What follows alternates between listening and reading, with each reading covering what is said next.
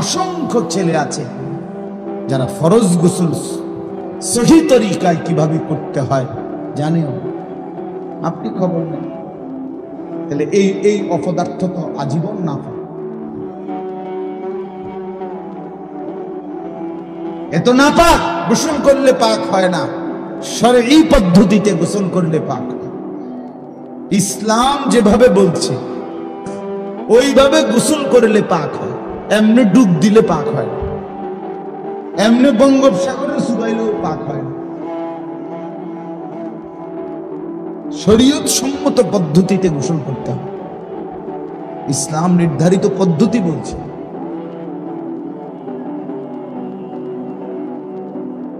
এই জন্য বাপ আমি অনুরোধ করলাম, লম্বা বয়ান মাকসাদ না আমার। তোমরা অনেকগুলো ছেলে বসছো, আমার কয়েকজন বয়স্ক বাবাও বসছেন, আপনাদের সবাইকে লক্ষ্য করে এই কথাটাই বললাম।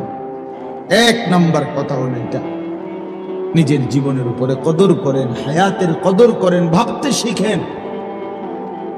কাজে লাগাইল এই হায়াত, নষ্ট করে দিল এই হায়াত। একবারই শুধু একবার, জিন্দিগির কোনো ইউটার্ন হয় না। রাস্তার ইউটার্ন হয় মানে পিছন দিকে আবার আসা যায়। ওই মাঝখানের কাঁটাটা দিয়ে ঘুরলে আবার পিছনে আসা যায়, এটা রাস্তায়। কিন্তু হায়াতের ইউটার্ন হয় না, চাইলেই আর পিছনের দিকে আসা যায় না। আমরা আর কেউ কোনো দিন আজকের বিকালে আর আসতে পারবো না। আজকে যে শনিবার, যে এখন যে বিকালটা গেল, সেখানে কি আর আমরা ফিরতে পারবো কোনোদিন? এই জন্য বাবা আমি আবারও বলছি, আল্লাহর কথা বললে, কোরআনের কথা বললে, হালাল হারামের কথা বললে, তোমার এই গুনার কথা বললে যদি তোমার হাসি আসে, মনে করো কিছুই মনে হয় না তোমার বিবেকে, তুমি প্রতিবন্ধী মনে রাখো। তুমি মূলত পাগল, মাতা, তোমার মাথায় ডিস্টার্ব।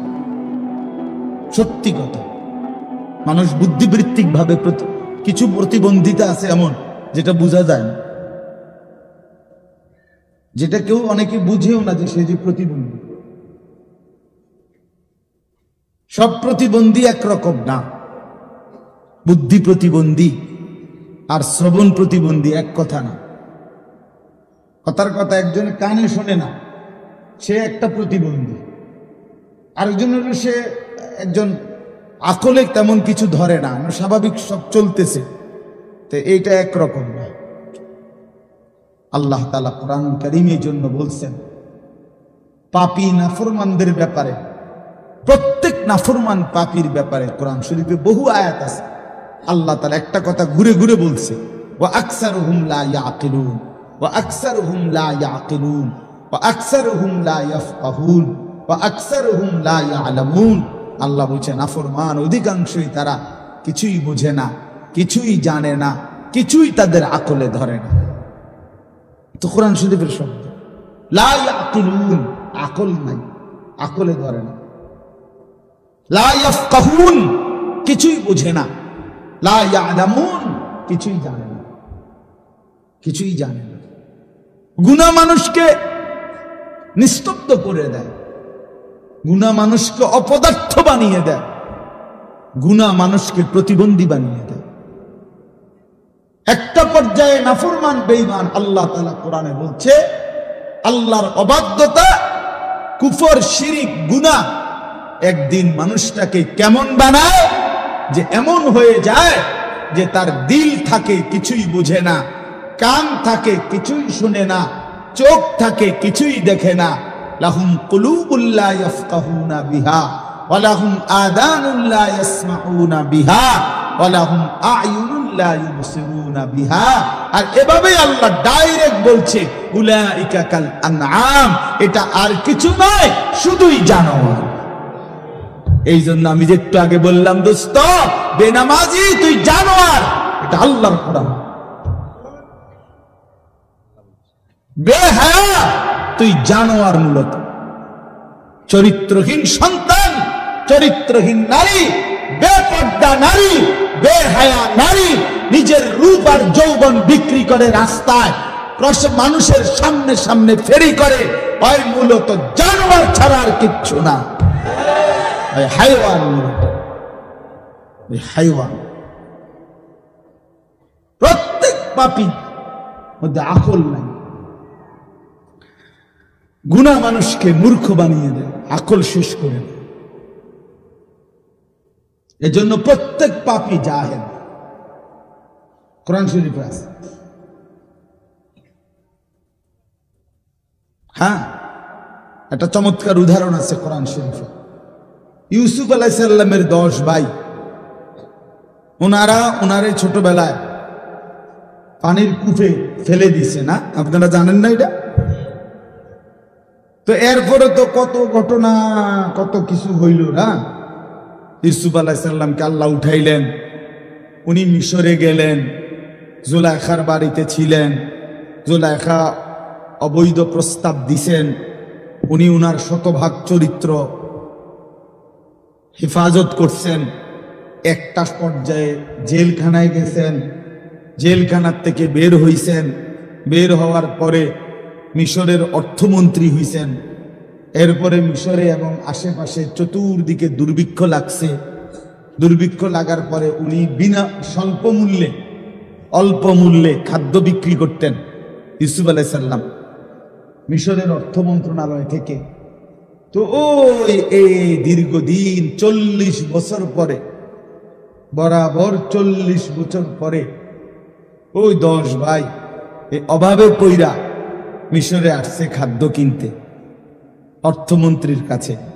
অর্থমন্ত্রী দেখেই চিনছে এরা আমার সেই ভাই। কিন্তু 3 বার আসছে তারা মোট খাবার কিনতে। প্রথমবারেও ইউসুফ আলাইহিস সালাম পরিচয় দেয় নাই, দ্বিতীয়বারেও পরিচয় দেয় নাই, তৃতীয়বারে ইউসুফ আলাইহিস সালামের 10 ভাই যখন খাদ্য কিনতে আসছে, এতটা অভাব ছিল তখন ওনাদের এই 10 জনের, তখন ওনারা এই তৃতীয়বারে আইসা ওই অল্প দাম যেটা সরকারি নির্ধারণ করছে এইটাও ওনাদের কাছে নাই। বুঝেন নাই? এমনি তো রেট কমাই নেই, কিন্তু এই কম দামটাও নাই। মনে করেন 10 ভাই 10 বস্তা খাবার নিবে, এখন 10 বস্তা খাবারের দাম 100 টাকা, কথার কথা। এখন ওনাদের কাছে 100 টাকাও না, আছে ধরেন 30 টাকা, 40 টাকা, 50 টাকা। শেষবারে তৃতীয়বারে এ কোরআন শরীফে আছে, তখন তারা 10 ভাই ইউসুফ আলাইহিস সালামের সামনে, তারা তো চেনে না। তো এইবার তৃতীয়বারে আয়েশা যখন এই টাকাটা দিছে, মূল্য দিয়া বলছে আমরা এটুকু দিলাম, তবে আমাদেরকে আমরা 10 বস্তা পূর্ণ দেন, আমগরে কম দিয়েন না, মাল পুরাই দেন। টাকা তো নাই, তো বাকি টাকাটা আপনি ওয়াতাসাদ্দাক আলাইনা, আমগরে সদকা দেন, ভিক্ষা দেন, আমরা আর নাই। তো কোরআন শরীফ আছে, আল্লাহ তাআলা বলছে হায় দেখো দুনিয়াবাসী, 10 জনের কি পরিণতি আর একজনের কি পরিণতি। 10 জনে মিলে সিদ্ধান্ত নিছে একজনকে শেষ করে দিতে, একজনের মালিক আল্লাহ সিদ্ধান্ত নিছে 10 জনকে নিচে নামায় দিবে, একজনকে উপরে উঠাই দিবে। সুবহানাল্লাহ। কোরআন শরীফে আছে 10 ভাই মিলে বলছিল, ওই সূরাতে আছে শুরুতে, ওয়া নাহনু উসবা, আমরা 10 জনই তো একটা শক্তি। 10 জন এক থাকলে অসুবিধা কি? বিল্ডিং ঠেললে বাইতে কেমন, বুঝেন না? আরেকজনের খাল কাইটা বাইতে বললাম, অসুবিধা কি? আমরা একটা শক্তি। আল্লাহ বলছেন না বেটা, 10 জন না 10 লক্ষে শক্তি নয়, শক্তি শুধুই আল্লাহর জন্যে। আন্নাল কুওয়াতা লিল্লাহি জামিআ, শক্তি শুধুই আল্লাহ, ক্ষমতা শুধুই কার? আল্লাহ। 16 বছরের জালেম ভেবেছিল আর কারো কোনো ক্ষমতা নাই, একদিন 2:30 বাজে দেখে নিজের কোনো ক্ষমতা নাই। নিজের কি নাই? তখন কিশোর তরুণ যুবক 16 বছরের আর 18 বছরের নওজোয়ানের কাছেই 16 বছরের সাজানো সংসার ছেড়ে দিয়ে পলাইতে হয়েছে। আমার ছোট মেয়ে গাড়ি উঠটি লইয়া পলাইতে হয়েছে। তার মানে এটা বোঝা উচিত, শক্তি শুধুই কার? আল্লাহ। ভাইয়া আল্লাহ, শক্তি শুধুই আল্লাহ। এই ইসরায়েলের একদিন টের পাবে অচিরেই। ইসরায়েলের এই ইহুদি কুত্তারা একদিন দেখবে তাদের কিচ্ছু নাই, ইমানের পতাকা, ইসলামের পতাকা ফিলিস্তিনে পথ করে উঠছে ইনশাআল্লাহ। কোন সন্দেহ নাই, কোন সন্দেহ। ওই বেঈমান হেরেই যাবে, এই দেখতে দেখতে একদিন থাকবে। এর চাইতে কত বড় বড় জালেম এই পৃথিবী থেকে হারায় গেছে, আর ইসরায়েলের মতো এই অল্প কয়েকজন কুত্তা ওরা বুঝি টিকবে? এত সহজ বিষয়। আল্লাহই বড়। কে বড়? আল্লাহু আকবার, আল্লাহু আকবার। আল্লাহই বড়, আল্লাহই বড়। ওয়ালা যিকরুল্লাহি আকবার। আল্লাহ বলেন আল্লাহর স্মরণ এটাই বড়। আল্লাহই বড়, আল্লাহই বড়, আল্লাহই বড়। ছেলেরা নষ্ট হয়ে না, মুসলমানের বাচ্চা তোমাদেরকে বলি, এই অল্প সময়ের মধ্যে দেখবা হক আর বাতিলের যুদ্ধ দেখবা, ইসলাম আর কুফরের যুদ্ধ দেখবা, ইমানদার আর বেঈমানের লড়াই দেখবা। তখন দেখবা মনে পড়বে, যদি এখন থেকে নামাজি না হও, চরিত্রবান না হও, আমি বললাম হকের পক্ষে, ইমানের পক্ষে থাকতে পারতা না। বেঈমান তোমাদেরকে কাপুরুষের কাতারে পাঠাই দিল, বুজদিলের কাতারে পাঠাই দিল, পারতা না। সারা পৃথিবী ব্যাপী ইমান আর কুফরের যুদ্ধই হবে শেষ পর্যন্ত। আগামীর যুদ্ধ মুসলমান আর বেঈমানের যুদ্ধ, এবং সেটা বিশ্বব্যাপী। আগামীর যুদ্ধ মাহাদি আর দাজ্জালের যুদ্ধ। সেটা বাংলাদেশ না, সেটা পৃথিবীব্যাপী। মাহাদিও সারা পৃথিবীর, দাজ্জালও সারা পৃথিবীর। বুঝেন নাই হিসাবটা? সারা বিশ্বব্যাপী। তো এই জন্য ইউসুফ আলাইহিস সালাম তখন ভাইদের এই অসহায় করুণ অবস্থা দেখে তখন তিনি এই আজকে আর মনটারে মানাইতে পারছে না যে হায় আমার ভাইরা, আজ তোমরা কত ছোট হয়ে গেল, আজকে ভিক্ষা চাইতেছ, সাদকা দেন। তখন তিনি বললেন, হাল আলিমতুম মা ফাআলতুম বিইউসুফা ওয়া আখিহি ইদ আনতুম জাহিলুন। এই কথাটা বলতে ইউসুফ আলাইহিস সালাম তখন বললেন, তোমাদের কি মনে পড়ে তোমাদের যে একটা ভাই ছিল ইউসুফ, এবং তার সাথে আরো এক ভাই বিনিয়ামিন, এই দুই ভাইয়ের সাথে ইজ আনতুম জাহিলুন, যখন তোমরা জাহেল ছিলে, মূর্খ ছিলে, কি করেছিলে? মনে পড়ে তোমাদের? এইখানে আছে মূলত তো তারা পাপ করছে। তারা কি করছে? ভাইকে কি করছে? কূপে ফেলে দিছে।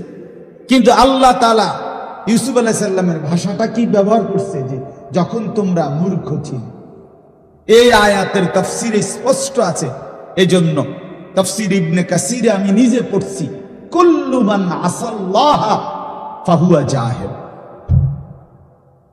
যে আল্লাহর নাফরমানি করে সে মূলত মূর্খ। এই কারণে অজ্ঞতা, এটা তার মূর্খতা, মূর্খতা। এই জন্যই এই কথাটা বলতেছিলাম, প্রতিটা পাপী বেওকুফ, প্রত্যেকটা নাফরমান হারামখোর, সুদখোর, ঘুষখোর, জিনাখোর, ব্যভিচারী, বেপর্দা নারী, মদখোর, নেশাখোর, গাঞ্জাখোর, এগুলো সব মূর্খ, জাহেল। জাহেল। তো ইউসুফ, আচ্ছা, তো ওই কথাটা শেষ করি।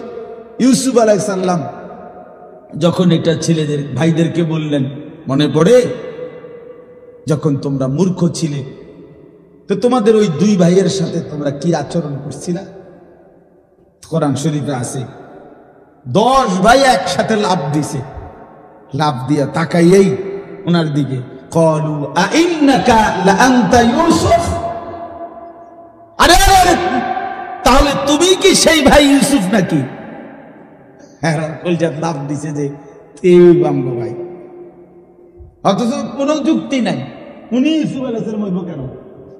সে তো হলো মিশরের অর্থমন্ত্রী, তার বাড়ি হইল কেনান, ফালাইয়া দিছে 40 বছর আগে কূপের তলে, ফালাইয়া দিছে ছোট্ট মিয়ারে 8-10 বছর বয়সে। তো কিসের লোকে কি মিলাইল? কোথায় বাড়ি? কেনান। হ্যাঁ, এখানে হইল মিশর, আবার তারে ফালাই দিছে 10 বছর বয়সে। ইনার এখন বয়স হলো 40-45 বছর বয়স, তবুও তাদের দিল বলছে ক্বালু আইন্নাকা লাআনতা ইউসুফ, তাহলে কি তুমি আমাদের ভাই ইউসুফ? ক্বালা আনা ইউসুফ। এই যে কোরআন শরীফের আয়াত, ক্বালা আনা ইউসুফ ওয়া হাদা আখি। ইউসুফ আলাইহিস সালাম বললেন, হ্যাঁ ভাইয়া, আমি ইউসুফ। আর দ্বিতীয়বারে আসছিল আর চুরির একটা কৌশল করে, আমি যে আমার একটা ভাইকে রেখে দিয়েছি তোমাদের, সেটাই ছিল আমার ভাই বিনিয়ামিন। এই যে আমার পাশে বসা, গত সফরে মনে আসেনি ভাই, তোমার থেকে আমি আমার একটা ভাই কৌশল করে রাইখে দিছিলাম। قد من الله علينا। ইউসুফ আলাইহিস সালাম বললেন, ভাইয়া শোনো, তোমরা তো আমারে ফেলে দিয়েছিলে পানির অতল গহীনে, কূপের গভীরে, কিন্তু আমার মহান আল্লাহ আমাদের উপরে বারবার দয়া করেছেন। রব্বুল আলামিন বলেন, কুলিল্লাহুম্মা মালিকাল মুলক তুতিল মুলকা মান তাশাউ ওয়া তানজিউল মুলকা মিম্মান তাশা। আল্লাহ বলেন, বন্ধু বলে দেন পৃথিবীবাসী, সমস্ত কর্তৃত্ব, রাজত্ব মালিক শুধুই একজন আল্লাহ। তিনি চাইলে বাদশার মসনদে বসাইতে পারেন, তিনি চাইলে বাদশার মসনদ থেকে বেইজ্জতির সাথে নামায় দিতে পারেন। পারেন কিনা?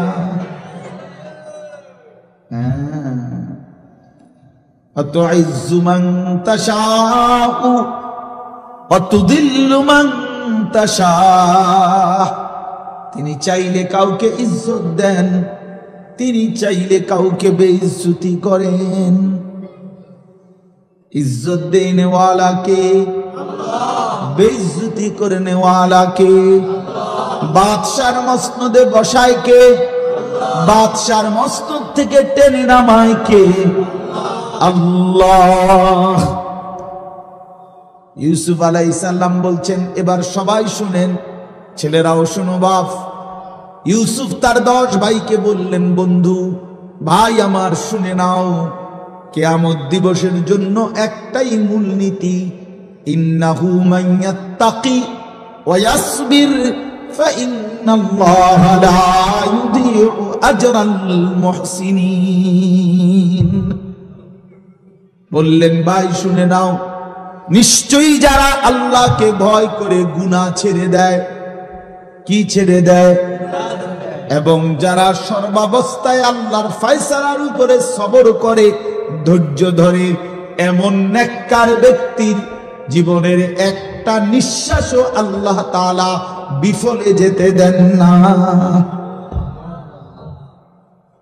তাকওয়া, গুনাহমুক্ত জীবন, গুনাহমুক্ত জীবন আর সবর। ইউসুফ আলাইহিস সালাম বলেন, ইন্নাহু মাইয়াত্তাকি ওয়া ইয়াসবির, যে গুনাহ থেকে বিরত থাকে আর আল্লাহর ফয়সালার উপরে সবর করে ধৈর্য ধরে, আল্লাহ তাআলা এমন নেককারের জীবনের একটি সেকেন্ড নষ্ট হতে দেয় না। আল্লাহ তখন তাকে গুনাহ থেকে বেঁচে থাকলে এবং আল্লাহর ফয়সালা আমারে কখনো আল্লাহ খুব খাওয়াইছে, আলহামদুলিল্লাহ। এই বেলা খানা মিলে নাই, আলহামদুলিল্লাহ। আজকে কামাই হইছে 10,000, আলহামদুলিল্লাহ। আজকে কামাই হয় নাই 10 টাকাও, আলহামদুলিল্লাহ। হর হালাতে আল্লাহর উপরে সবর করে ধৈর্য ধরে আর গুনাহ থেকে বিরত থাকে, আল্লাহ বলেন আমি তার কোনো কিছুই বিফলে দেই না। আমার এমন বান্দা, প্রিয় বান্দা, সে হাসলেও নেকি, কাঁদলেও নেকি, হাঁটলেও নেকি, বসলেও নেকি, উঠলেও নেকি, দাঁড়াইলেও নেকি, ঘুমাইলেও নেকি। ইন্নাল্লাহা লা ইউদিউ আজরাল মুহসিনিন ইন্না কাযালিকা নাজজিল মুহসিনিন। আল্লাহ তাআলা বলেন নেককার বান্দাকে আমি এভাবেই জান্নাতের শ্রেষ্ঠতম বিনিময় দেব।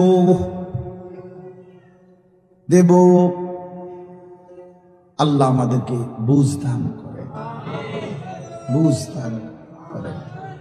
এটা কোনো আওয়াজ হইল যে আমিন টান বারণ, এটা কিতাব? আচ্ছা যা চলেন বাবা। তাইলে আমি ছেলেদেরকে বুঝাইতে চেষ্টা করলাম, বাবাদেরকে, পর্দার আড়ালের মাদেরকে। অর্থ হলো এই গুনাহ থেকে মুক্ত, এটাই জীবন। আল্লাহর নাফরমানি থেকে বেঁচে থাকা, এটাই মানুষ। এটাই মূলত কি মানুষ, এটাই মানুষ, এটাই মানুষ। এজন্য যার যে জীবনে নামাজ নাই, যার জীবনে আল্লাহর হুকুমের পাবন্দি নাই, আল্লাহকে যার ভয় করে না, যে আল্লাহর কথা যার মনে পড়ে না, তো তার জিন্দেগির আর কোনো অর্থ থাকে না। আমি 3টা আয়াত পড়ছি সূরা মুলক, কোরআনুল কারীমের 29 নম্বর পারা, 67 নম্বর সূরা, সূরা মুলকের। এবার এই 3টা আয়াতের তরজমা শুনেন, তাইলেই কথা শেষ। আল্লাহ তাআলা বলেন ইন্নাল্লাযীনা ইয়াখশাউনা রাব্বাহুম বিল গায়ব, নিশ্চয়ই যারা আল্লাহকে ভয় করে, বিল গায়বে, না দেখে। কিভাবে ভয় করে? এখানে 2 অর্থ।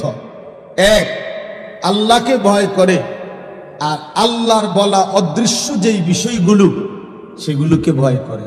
অর্থাৎ আল্লাহ তাআলা কোরআন এবং সুন্নায়, আল্লাহ এবং রাসূল কবরের কথা বলছে, হাসরের ময়দানের কথা বলছে, আমলনামা আমাদের হাতে দিবে এটা বলছে, মিজানের পাল্লায় ওজন হবে এটা বলছে, ফুলসিরাত পার হইতে হবে এটা বলছে, কবরে আযাব হয় এটা বলছে, জান্নাত দিবে অথবা জাহান্নাম দিবে এটা বলছে। এর কোনোটাই আমরা দেখি নাই, ঠিকই না বলেন? আমরা কবরের আযাব তাও দেখি নাই, আমরা হাসরের মাঠ তাও দেখি নাই, আমরা ফুলসিরাতও দেখি নাই, জান্নাত জাহান্নামও কি করি নাই।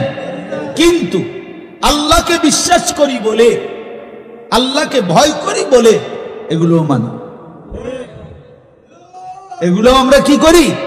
মানি, এগুলো মানি। কবর, হাসর, ঠিক আছে ভাই, তাকানো দরকার।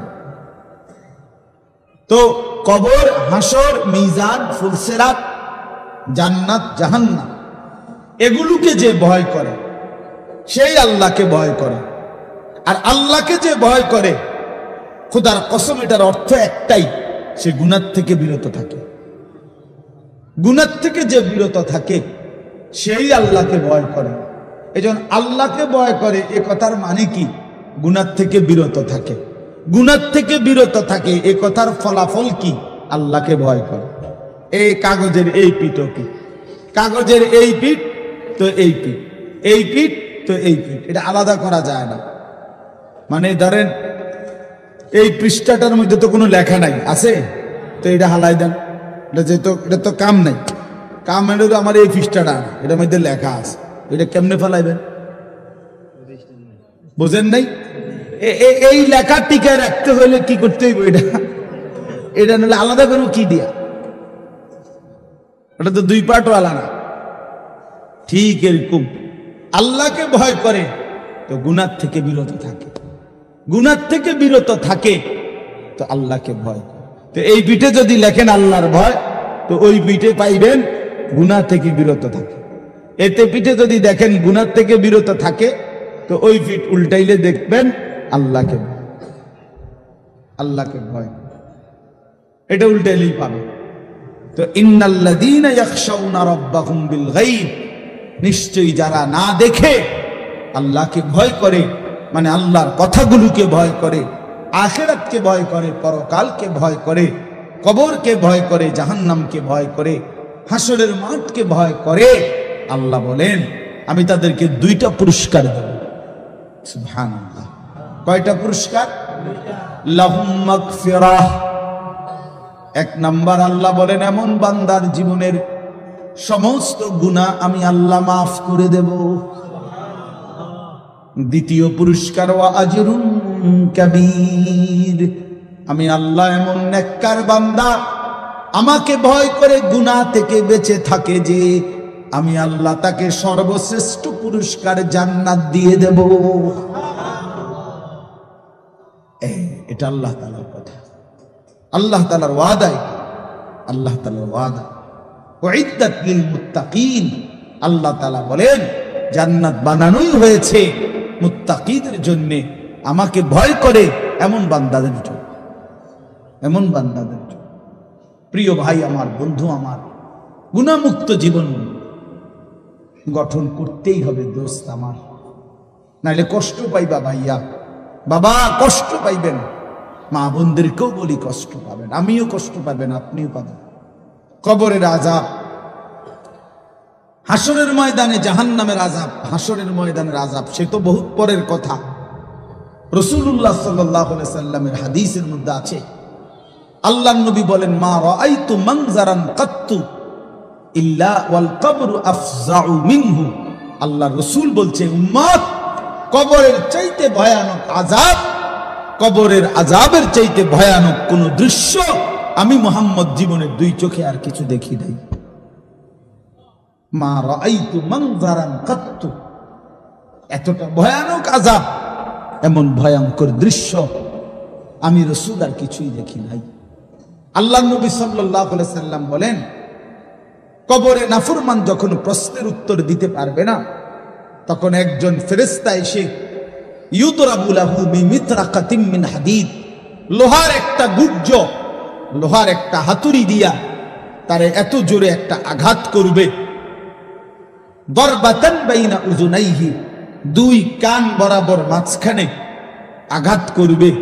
আল্লাহর রাসূল বলেন ফায়াসিহু সাইহাতান, নাফরমান এত জোরে একটা চিৎকার মারবে, ইয়াসমাউহা মান ইয়ালিহি ইল্লা সাকালাইন, মানুষ এবং জিন ব্যতীত আল্লাহর সমস্ত সৃষ্টি বেঈমানের চিৎকার শুনতে পাবে।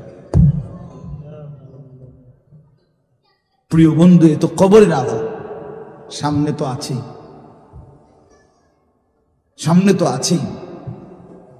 আল্লাহ নবী সাল্লাল্লাহু আলাইহি সাল্লাম বলেন নাফরমান যখন কবরে প্রশ্নের জবাব দিতে পারবে না, তখন কবর তাকে একটা চাপ দিবে, সংকীর্ণ হয়ে যাবে কবর। এক চাপ দিলে ডান পাশের মাটি বাম দিকে চলে আসবে, বাম দিকের মাটি ডান দিকে চলে আসবে। আল্লাহর কসম বন্ধু, আমি 1 মিনিট দেখাই, দেখো আল্লাহ রাসূল সাল্লাল্লাহু আলাইহি সাল্লাম বলছে এতে করে তার ডান পাশের হাড্ডি পাঁজর ভাঙ্গা বাম পাশের পাঁজরের হাড্ডিতে ঢুকে যাবে, বাম পাশের গুলো ডান পাশে ঢুকে যাবে। কেমন? তো নবীজি উদাহরণ দিছে হাত্তা তাখতালিফা আদলাউহু, এই যে আঙ্গুল, এই যে এটা যেরকম একটা আরেকটার মধ্যে এরকম ঢুকে গেছে, আল্লাহর কসম নবী বলছে হাড্ডি পাঁজরের এ পাশের গুলো এই পাশে এইভাবে ঢুকে যাবে।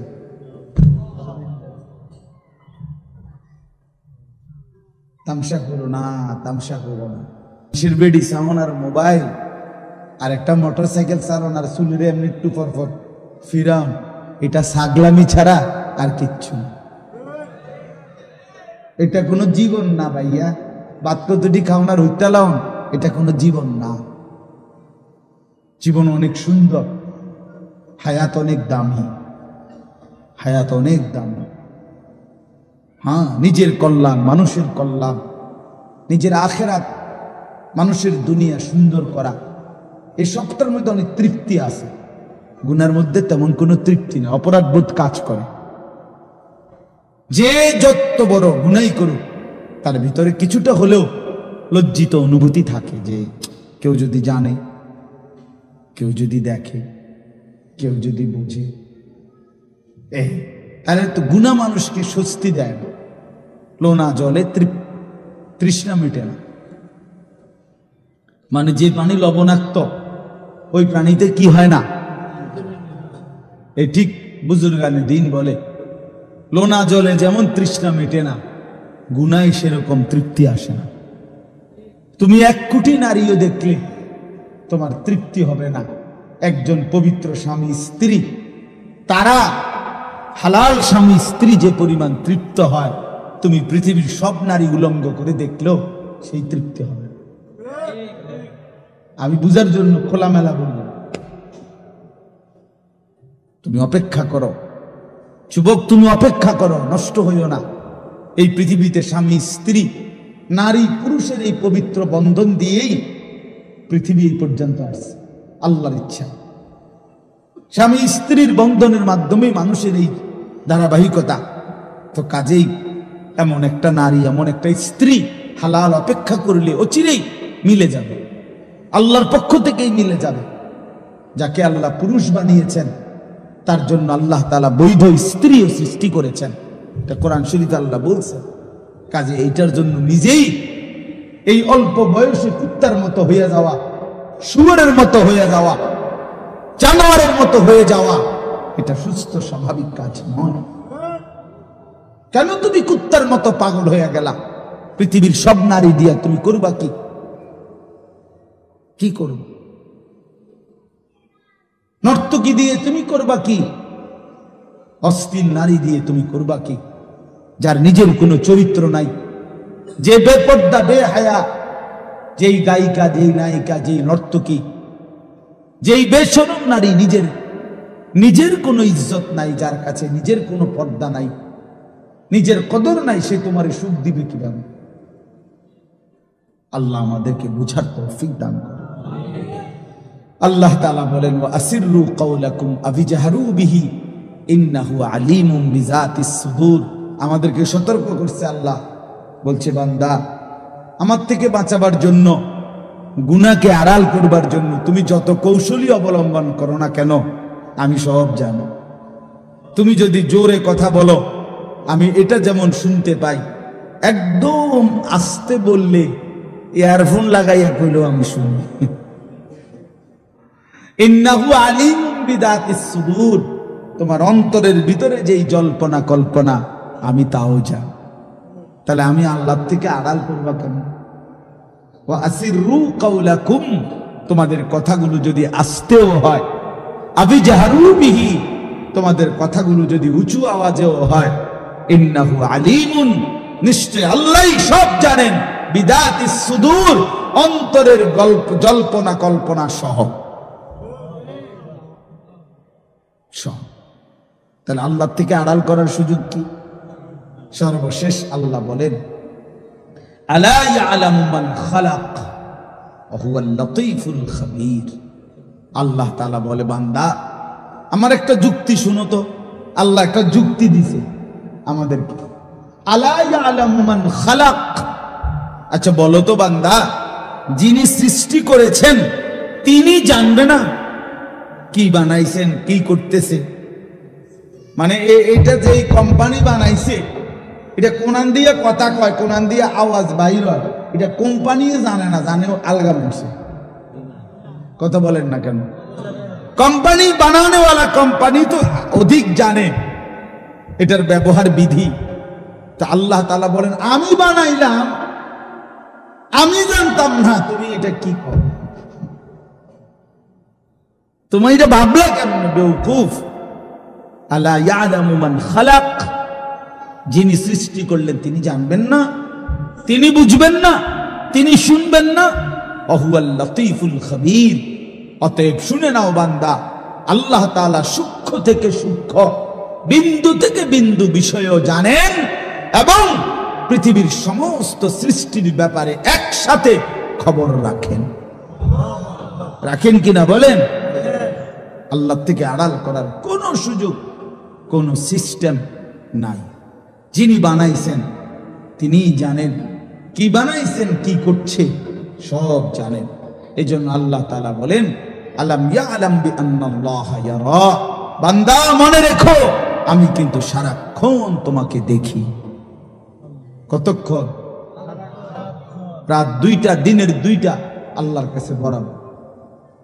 একাকী কিংবা প্রকাশ্য আল্লাহর কাছে বরাবর। 7 আসমানের উপরে 7 তমক জমিনের নিচে আল্লাহর কাছে বরাবর। বরাবর কিনা বলে?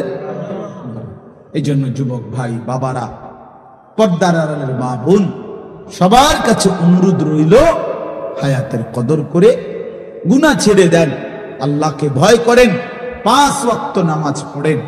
ছেলেরা, বাপ, তোমাদেরকে বলি ভাইয়া, ফজরের নামাজ পড়ো, 5 ওয়াক্ত নামাজ পড়ো। চেহারাটা সুন্দর হবে, আখলাক সুন্দর হবে, মানুষের ভালোবাসা মিলবে। বন্ধু, তুমি দেখো না, তোমরা যারা সারা দিন মোবাইল চালাও, নাচ গান দেখো, কোনো মানুষ তোমাদেরকে আদর করে ডাকে কিনা?